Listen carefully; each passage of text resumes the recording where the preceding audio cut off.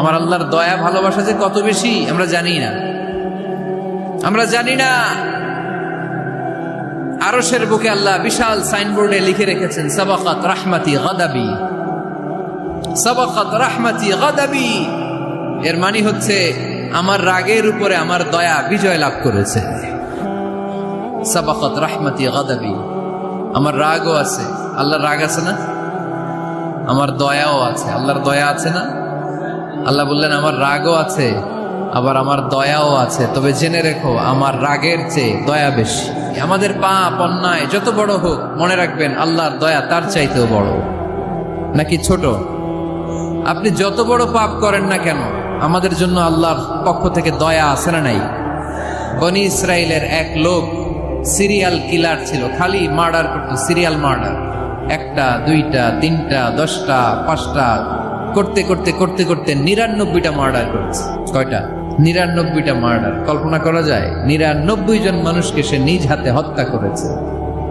99 murder করার পরে তার মনে ভয় আসলো, হায়রে না জানি আল্লাহ আমার সাথে কেমন আচরণ করে আখিরাতে, আমার তাওবা আছে কিনা কপালে জানি না, আমার তো ক্ষমা নাই, কি করবো আমি?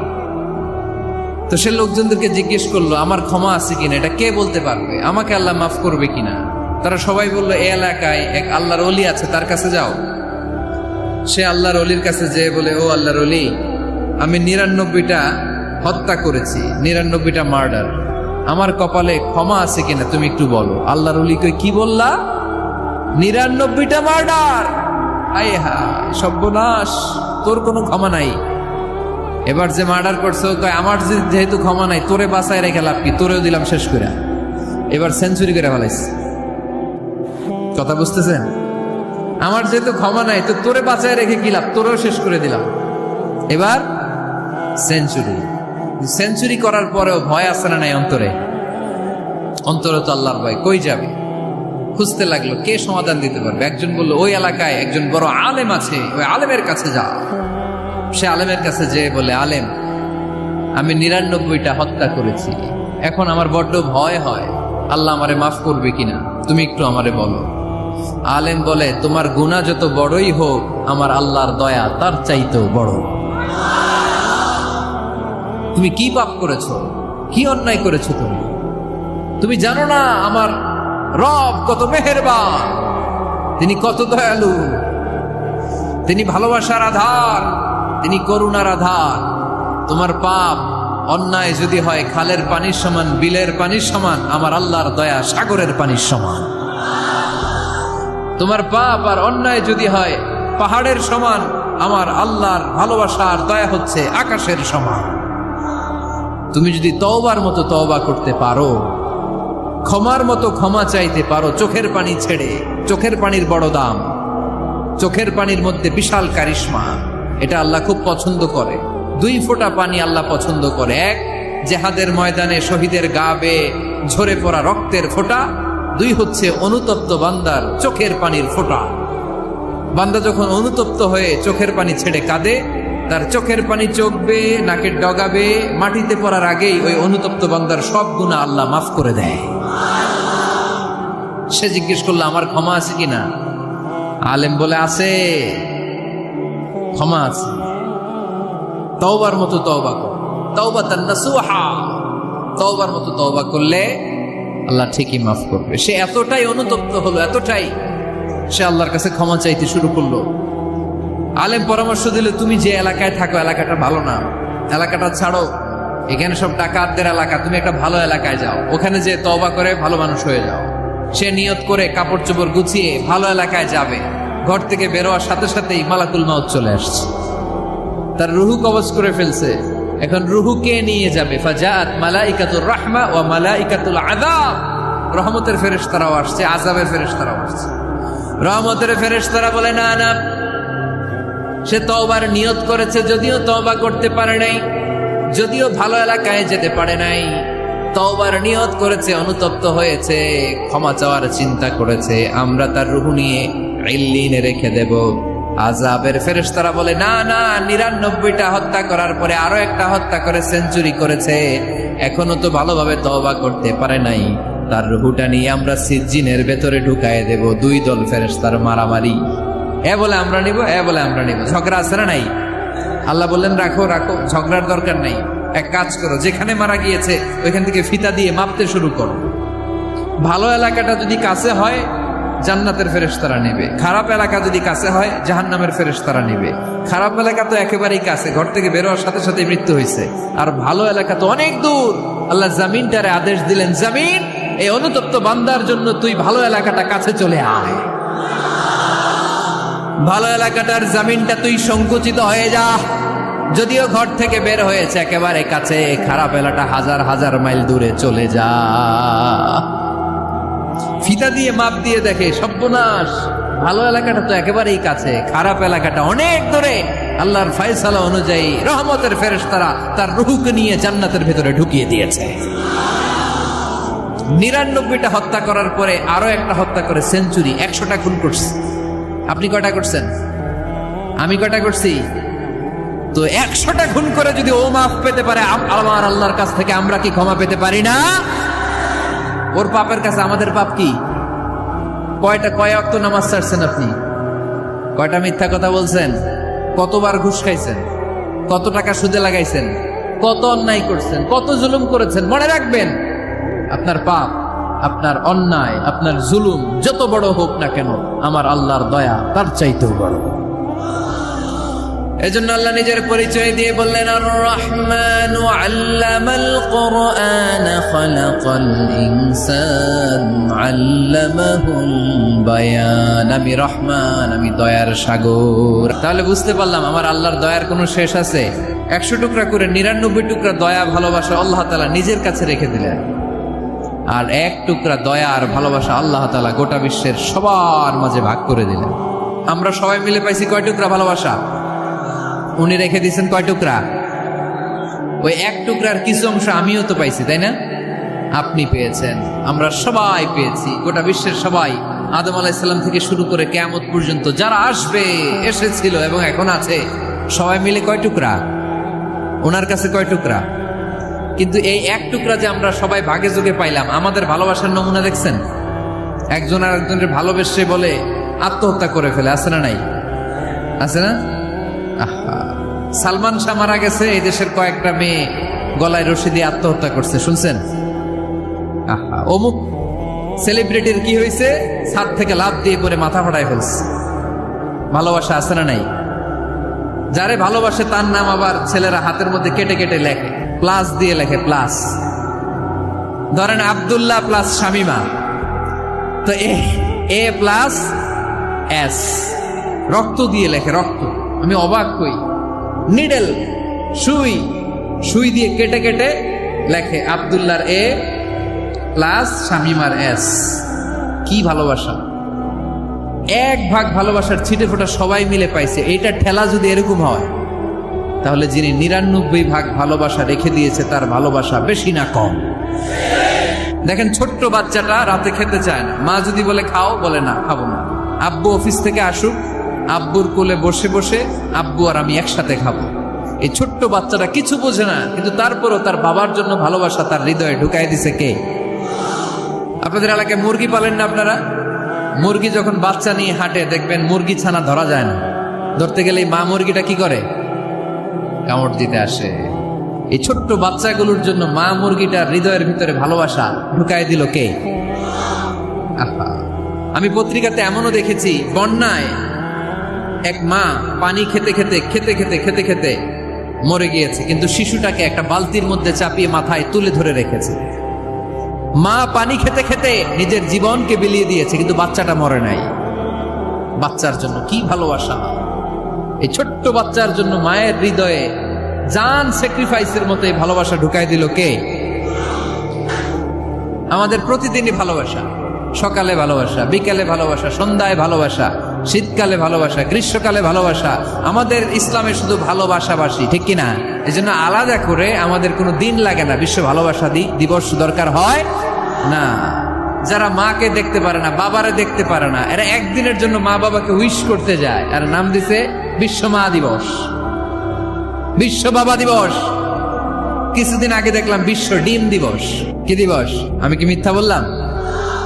ছিল একটা বিশ্ব ডিম দিবস, কিছুদিন পরে বানাবে বিশ্ব বাঁশ দিবস, যে যারে বাঁশ দিতে পারে। এরপর একটা বানাইছে শুনলাম বিশ্ব চিন্তা দিবস। তো এটা কি দিবস? কয় এই দিন আমরা সবাই মিলে চিন্তা করি যে আসলে আমাদের কি চিন্তা করা দরকার, আছে না নাই? তো এই যে ওরা বিশ্ব মা দিবস, international mother day, international father day, মা দিবস বাবা দিবস বছরে একবার ওল্ড হোমে রেখে আসে, বৃদ্ধাশ্রমে। যেহেতু সারা বছর বৃদ্ধাশ্রমে, বছরে একদিনও যদি মারে স্মরণ না করি কেমন হয়? তো একদিন ওই মা দিবসে মারে একটা কার্ড দিয়ে উইশ করে আসে, কিছু টাকা দিয়ে আসে। ওদের তো মা বাবার প্রতি দয়া নাই, শ্রদ্ধা নাই, ভালোবাসা নাই, এজন্য ঘটা করে ওদের দিবস পালন করা লাগে। আমাদের 24 ঘন্টা 365 দিনই ভালোবাসা, তাই এই দিবস ফিবসের আমাদের দরকার নাই। চিল্লায় বলেন ঠিক কিনা? জন্মের পর থেকেই তো আমাদের ভালোবাসা, মৃত্যু পর্যন্ত ভালোবাসা, আমৃত্যু ভালোবাসা। এই জন্য বিশ্ব ভালোবাসা দিবস, এটা ইসলাম কখনো সাপোর্ট করে না। ভালোবাসার কেন্দ্রবিন্দু একজন, চিল্লায় বলতে হবে তিনি কে? দেখেন, এক টুকরা ঠেলায় বিশ্ব ভালোবাসা দিবস আমরা পালন করি। ভালোবাসার গান, ভালোবাসার নাটক, ভালোবাসার ফিল্ম, ভালোবাসার কবিতা, অভাব নাই। কত ভালোবাসার স্টোরি আপনারা জানেন, এত ভালোবাসা। কিন্তু সবাই মিলে ভালোবাসার এক অংশ আমরা ভাগে যোগে পেয়েছি। এক অংশের নমুনা যদি এমন হয়, 99 টুকরা ভালোবাসা যিনি রেখে দিয়েছেন নিজের মধ্যে, তার ভালোবাসা বেশি না কম? এজন্য আমরা আল্লাহর ভালোবাসার ভিখারি, আমরা আল্লাহ তাআলার রহমতের ভিখারি। আল্লাহর রহমত ছাড়া কেউ কোনোদিন জান্নাতে যেতে পারবে? কোনোদিন নিজের আমল নিয়ে বড়াই করবেন না। আপনারা কি ভাবেন যে আপনার আমল দিয়ে আপনি জান্নাতে যাবেন? আল্লাহর হাবিব বললেন, আল্লাহর রহমত ছাড়া, ভালোবাসা ছাড়া কেউ কোনোদিন জান্নাতে ঢুকতে পারবে? আম্মা জান আয়েশা বললেন, ইয়া রাসূলুল্লাহ আপনিও না? আল্লাহর হাবিব বললেন, না আমিও না, তবে আল্লাহর রহমত আর দয়া সেদিন আমাকে ঘিরে রাখবে। মান নুকিশা উযিবা, যার হিসাব আল্লাহ সেদিন চাইবেন সে ধরা খেয়ে যাবে। সব সময় আল্লাহর কাছে এই দোয়াটা যেন আমরা করি, আল্লাহ কিয়ামতের দিন তুমি আমার হিসাব নিও না, আল্লাহ তুমি আমার বিচার বসিও না, আল্লাহ তুমি দয়া করে আমারে মাফ করে দিও। আল্লাহ যার বিচার করবেন ও জাহান্নামে যাবে, আর যার বিচার করবেন না সে জান্নাতে যাবে। আল্লাহ যদি বিচার করে আর পাই টু পাই হিসাব নেয়, নামাজ পড়লি না কেন, রোজা রাখলি না কেন, মিথ্যা বললি কেন, খাদ্যে ভেজাল দিলি কেন, মাছে ফরমালিন দিলি কেন, যৌতুক খাইলি কেন, ঘুষ খাইলি কেন, উল্টাপাল্টা করলি কেন, জিনা করলি কেন, একটার পর একটা প্রশ্ন বানে যদি সেই ভয়ঙ্কর দিনে আল্লাহ আমাদেরকে জর্জরিত করে, আমাদের কোনো উত্তর আছে? সেদিন আমাদের বাঁচার কোনো উপায় আছে? তাই আমরা সবাই আল্লাহর কাছে দোয়া করব, আল্লাহ কোনো বিচার টিচার মানি না, কোনো বিচার করতে পারবো না, দয়া করবা। রোজ হাসরে হে আল্লাহ আমার করোনা বিচার, আল্লাহ করোনা বিচার, পড়েন আমিন। রোজ হাসরে হে আল্লাহ আমার করোনা বিচার, আল্লাহ করোনা বিচার, বিচার চাহি না তব দয়া চাহে এ গুনাহগার, আল্লাহ করোনা বিচার, পড়েন আমিন। তিনি যদি দয়া করেন তবেই আমরা জান্নাতে যেতে পারবো, ঠিক কিনা? এজন্য আল্লাহ বললেন, আর রহমান আল্লামাল কুরআন খালাকাল ইনসান আল্লামাহুল বায়ান। আমি হলাম রহমান। কাফেররা বলে রহমানকে জানি না, রহমানকে চিনি না। আল্লাহ বলে রহমান রে চিনে না, আমার নাম রহমান, আমি দয়ালু, আমি মেহেরবান, ঠিক কিনা? এজন্য প্রতিদিন সূরা ফাতিহায় দ্বিতীয় আয়াতটা আমরা কি পড়ি? আর রহমান আর রাহিম, ঠিক কিনা? তিনি দয়ার সাগর, তিনি মায়ার সাগর। আমরা বললাম, আল্লাহ ঠিক আছে আমরা বুঝেছি আপনি দয়ার সাগর, আর আপনি কি করেন? দ্বিতীয় আয়াতে আল্লাহ বললেন, আল্লামাল কোরআন, আমি কোরআন শিক্ষা দেই। শুধু দয়ার সাগর হয়ে আমি আল্লাহ বসে থাকি নাই, তোমাদের হেদায়েতের জন্য আমি কোরআন নাজিল করে দিয়েছি। আল্লামাল কোরআন, আমি কোরআন শিক্ষা দেই। আমাদেরকে কোরআন শিখিয়েছে কে? বিশ্বনবীকে কোরআন শিখিয়েছে কে? আল্লাহ। এজন্য দুনিয়াতেও যারা কোরআন শিখায় তাদের মর্যাদা বাড়ায় দেয় কে? বাংলার জমিনে যারা কোরআন শরীফ শিখায় এদের মর্যাদা সবচেয়ে কম, এদের বেতন সবচেয়ে কম। এরা সমাজে সবচেয়ে বেশি অবহেলিত, ঠিক কি না? আল্লাহর কাছে এরা সবচেয়ে বেশি সম্মানিত। আল্লাহর হাবিব বললেন, খায়রুকুম মান তাআল্লামাল কুরআন ওয়া আল্লামাহু, তোমাদের মধ্যে আল্লাহ তাআলার কাছে সবচাইতে প্রিয় শ্রেষ্ঠ ওই মানুষটা যে নিজে কোরআন পড়ে আবার অন্যরে পড়ায় দেয়। সুবহানাল্লাহ পড়েন। আপনি যদি কাউরে শুধু সূরা ফাতিহাটা শিখান, কোন সূরা? সূরা ফাতিহাটা যদি শিখায় দেন, সে যতদিন সূরা ফাতিহা তেলাওয়াত করবে ওই তার তেলাওয়াতের একটা পার্সেন্টেজ সওয়াব আপনার আমলনামায় আছে না নাই? সে যদি আবার আরেকজনের শিখায়, ওই লোক যদি আবার আরেকজনের শিখায় দেয়, এরকম যতজনকে তারা শিখাবে প্রত্যেকের তেলাওয়াতের একটা পার্সেন্টেজ সওয়াব আপনার আমলনামায় ঢুকায় দিবে কে? এজন্য কোরআন নিজেও শিখবো, অন্যকেও শেখাবো। রাজি আছেন তো? না খেয়ে না পড়ে অল্পতে তুষ্ট থেকে যারা শুকরিয়া করে এরা আমাদের আইম্মাতুল মাসাজিদ, মসজিদের ইমামরা, মসজিদের মুয়াজ্জিনরা। এক একটা মসজিদের মুয়াজ্জিনের গলা হবে এরকম বিশাল উঁচু। কিয়ামতের ময়দানে সবাই আমরা এর দিকে তাকায় থাকবো, কিরে ভাই তোর গলা উঁচু কেন? সে বলবে, আমার এই গলা দিয়ে প্রতিদিন 5 বার আমি আজান দিয়েছি। কিয়ামতের ময়দানে ঠিকই সম্মানিত, দুনিয়ায় আমরা চিনলাম না ওনাদেরকে। সেদিন আল্লাহ কোনো এক্সকিউজ গ্রহণ করবে না। সব পারো, হিন্দি তো ঠিকই কইতে পারো, হিন্দিতে কথা কইতে পারে না ছেলেপেলেরা? হিন্দি সিনেমা এমন দেখা দেখে হিন্দিতে কথা কইতে পারে। তো হিন্দি ভাষা বুঝতে পারলে, শিখতে পারলে আরবি পারলা না কেন? কোনো এক্সকিউজ, ওজর, আপত্তি সেদিন আল্লাহ গ্রহণ করবে? আসুন আমরা কোরআন পড়ি, প্রতিদিন একটা আয়াত হলেও কমপক্ষে আমরা যেন কোরআনের অর্থ পড়ি, বঙ্গানুবাদ পড়ি। রাজি আছেন তো? তো এই যে স্মার্টফোন আসছে স্মার্ট বানাইতে, যেই ফোনের মধ্যে কোরআন নাই সে আনস্মার্ট, ঠিক কিনা? যার মোবাইলের ভেতরে কোরআনের অ্যাপস আছে, ডাউনলোড করে অ্যাপস রেখেছে, সেই হচ্ছে আসল smart. He is the real hero, he is the real smart. এজন্য মোবাইলের অ্যাপসের ভেতরে কোরআন ঢুকাইতে হবে। এত সহজ হওয়ার পরেও আল্লাহ কি বললেন আমরা যদি না শিখি, না জানি, আল্লাহ কি ক্ষমা করবে? যা বলার সব আল্লাহ বলে দিয়েছে এই কোরআন। এই কোরআনে শুরু হয়েছে বিসমিল্লাহির রহমানির রহিম দিয়ে, মানে বা দিয়ে। কি দিয়ে? চিল্লায় বলেন না, কি দিয়ে? বা। আর এই কোরআন শেষ হয়েছে সূরাতুন নাস দিয়ে, যে সূরার শেষ আয়াত হচ্ছে মিনাল জিন্নাতি ওয়ান নাস। বার সিন মিলাইলে কি হয়? বাস। এবার বাসে চড়া শরীয়তপুর শহরে যাব। ওই বাস না, এই বাস মানে যথেষ্ট, এই বাস মানে সাফিসিয়েন্ট, কাফি। আল্লাহ বুঝালেন এই 30 পারায় 114টা সূরায় আমি যা দিয়েছি এটাই বাস, যথেষ্ট, নতুন করে আর কিচ্ছু লাগবে না। চিল্লায় বলেন ঠিক কিনা? যেমন কিতাব, এই কিতাবের পিছু লেগে লাভ নাই। এই কিতাবের বাণী ছড়িয়ে পড়বে গোটা বিশ্বময়। অনেকে অনেক ষড়যন্ত্র করেছে এই কিতাবকে ধ্বংস করে দেওয়ার। আমাদের এই খোদ ভারতবর্ষে ষড়যন্ত্র হয়েছিল। ব্রিটিশরা যখন চলে গিয়েছিল, ওরা প্ল্যান করেছিল এই কিতাবকে কি করে আমাদের থেকে ডিটাচ করা যায়, কেমন করে আলাদা করা যায়। এর একটা কমিটি করে দিয়েছে, আপনারা গবেষণা করে দেখেন এই ভারতবর্ষ থেকে কেমন করে কোরআন দূর করা যায়। তারা বুদ্ধি করে বলল, এক কাজ করি, কারণ তাদের কোরআনের কপিগুলো মসজিদ থেকে বের করে আমরা আগুন দিয়ে জ্বালাই দিব, তাইলেই কোরআন শেষ। পরে দেখলো না, রিসার্চে গন্ডগোল আছে, অ্যানালাইসিস ভুল। আবার নতুন কমিটি পাঠালো তারা ইংল্যান্ড থেকে, 33 সদস্য বিশিষ্ট কমিটি। তারা এসে গবেষণা করে দেখলো না, এই কোরআন আগুনে জ্বালাই দিলে কোরআন দূর হবে না। কারণ আমরা ভারতবর্ষের হেফজখানাগুলোতে যে দেখেছি, ছোট্ট বাচ্চারা মাথা দুলিয়ে দুলিয়ে কোরআন পড়ে। কোরআন তারা শুধু কাগজেই লিখে রাখে না, সিনার ভিতরে গেঁথে রাখে। ওই কোরআন মুসলমানদেরকে শিখিয়েছে কে?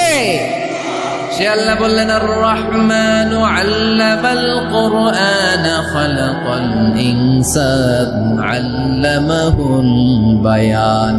আল্লাহ বললেন আমি মেহেরবান, আমি কোরআন শিখিয়েছি।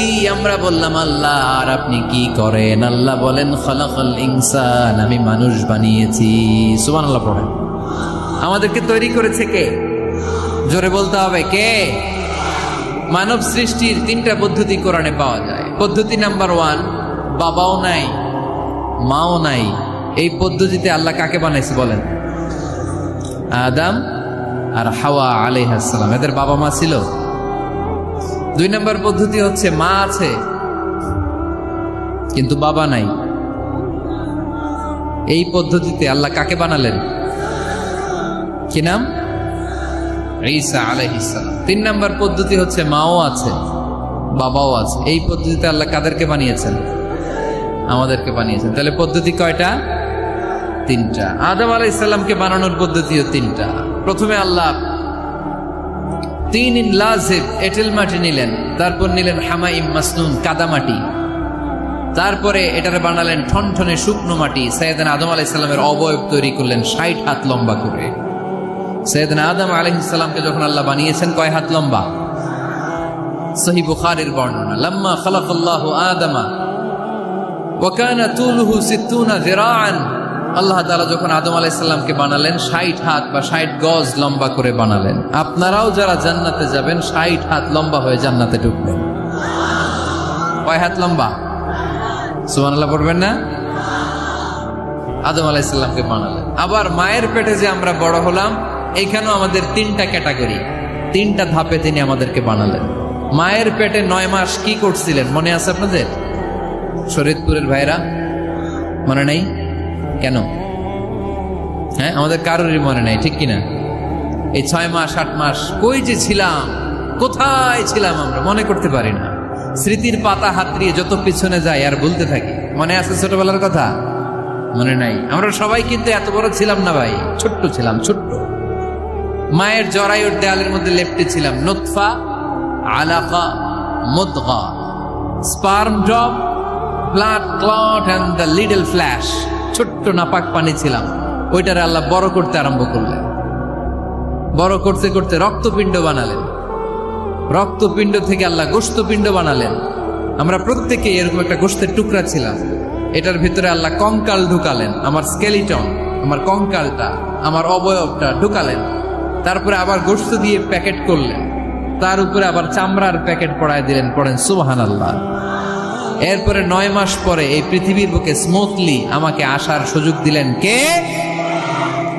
একথাই আল্লাহ সূরা আল মুমিনুনে বললেন, ওয়ালাকাদ খালাকনাল ইনসানা মিন সুলালাতিন মিন তিন সুম্মা জাআলনাহু নুতফাতান ফি ক্বারারিন মাকিন ثم خلقنا النطفة علقة فخلقنا العلقة مضغة فخلقنا المضغة عظاما فكسونا العظام لحما ثم أنشأناه خلقا آخر فتبارك الله أحسن الخالقين।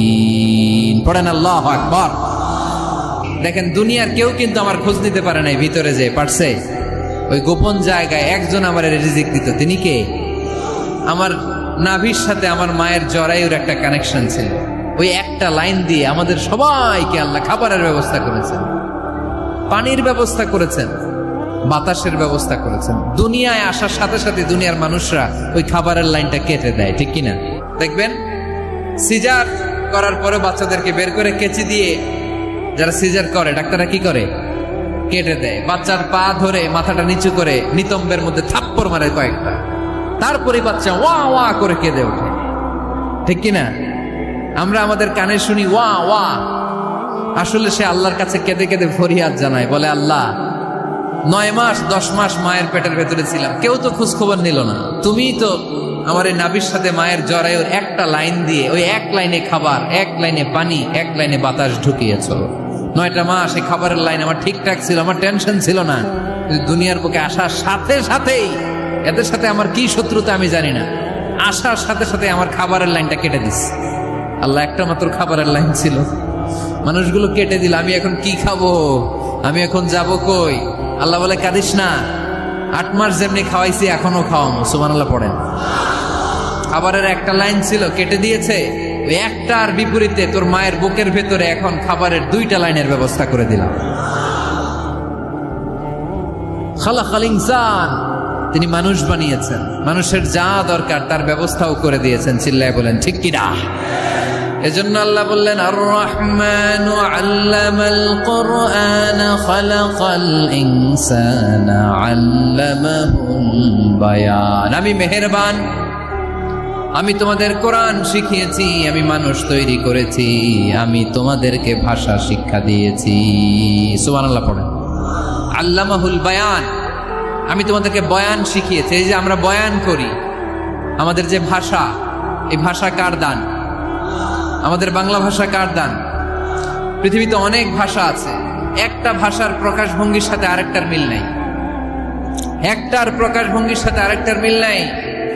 চাইনিজরা চাইনিজ ভাষায় কথা বললে ইংরেজরা কিচ্ছু বুঝে না, ইংরেজরা বললে আরবরা বুঝে না, আরবরা বললে মালায়রা বুঝে না, মালায়রা বললে আফ্রিকানরা বুঝে না। সুবহানাল্লাহ পড়েন।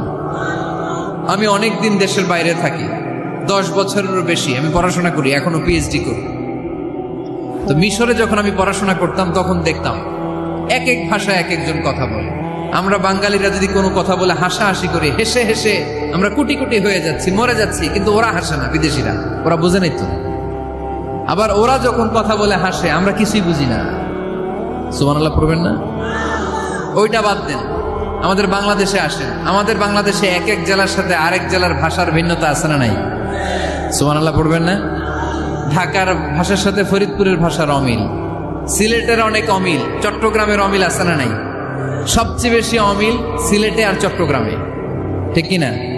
ওনাদের ভাষাগুলো এমন, শুনলে বুঝার উপায় নেই যেটা বাংলা ভাষা না অন্য ভাষা, কিন্তু প্রত্যেক আঞ্চলিকতায় একটা মাধুর্যতা আছে না নাই? আল্লাহ পাক এই কোরআনের মধ্যে আঞ্চলিকতার দাম দিলেন। হিশাম বিন হাকিম বিন হিজাম কোরআন থেকে তেলাওয়াত করতে শুরু করলেন। এই তেলাওয়াত শুনে সাইয়েদনা ওমরে ফারুক ওনার ঘাড় ধরে টেনে বিশ্বনবীর কাছে নিয়ে আসলেন।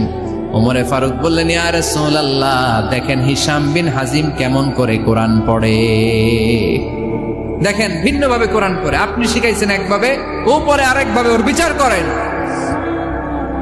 আসলে আরেকভাবে পড়ে নাই, অন্য আঞ্চলিকতায় পড়েছে। যেমন আমরা পড়ি ওয়াদ-দুহা ওয়াল-লাইলি ইযা মা ওয়াদ্দাআকা রাব্বুকা ওয়া মা ক্বালা ওয়ালাল আখিরাতু খায়রুল লাকা মিনাল উলা। কিন্তু কোরআনের আরেকটা লাহাজা বা আরেকটা পড়ার পদ্ধতি আছে, যেখানে ওনারা পড়ে ওয়াদ-দুহা ওয়াল-লাইলি ইযা সাজা মা ওয়াদ্দাআকা রাব্বুকা ওয়া মা ক্বালা। সুবহানাল্লাহ পড়বেন না? হাশিম বিন হিকাম এরকম বাঁকা করে পড়ছিলেন।